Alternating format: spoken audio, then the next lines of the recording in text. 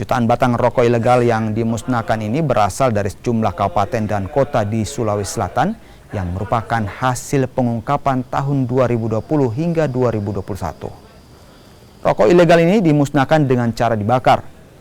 Sementara itu, minuman keras yang berasal dari Tiongkok masuk ke Indonesia ditemukan tidak memiliki pita cukai juga dimusnahkan.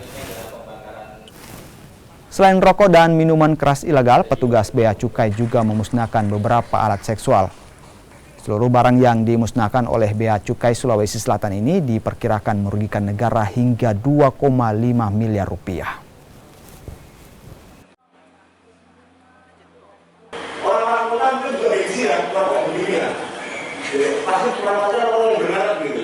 Tetapi orang petani, para nelayan, yang rokok yang penting ngebul, ya ini masuk ke mereka begitu.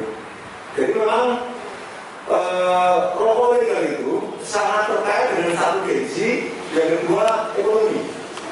Ya. Kenapa di Sulawesi Utara itu agak jarang rokok ilegal?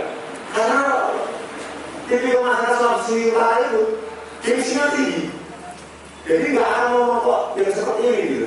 Tetapi kalau yang di perkebunan, sekedar sambil berkebun, di sawit, di tempat-tempat yang berkebunan pedalaman, ini sangat masuk ke mereka. Saudara, memasuki tahun ajaran baru sekolah, toko penjualan perlengkapan sekolah di Kota Parepare, Sulawesi Selatan diserbu warga. Sejumlah ibu-ibu ramai mendatangi toko perlengkapan sekolah. Mereka kebanyakan mencari baju sekolah dan peralatan tulis-menulis untuk anak mereka yang akan kembali masuk sekolah usai libur. Selain baju dan buku tulis, warga juga berburu sampul buku berwarna. Sampul warna ini menjadi kewajiban siswa untuk membedakan buku mata pelajaran. Tadi dalam gimana Bu? Beli ATK-nya tadi padat ya? Iya, banyak sekali orang. Kita lihat nih. Lama antri?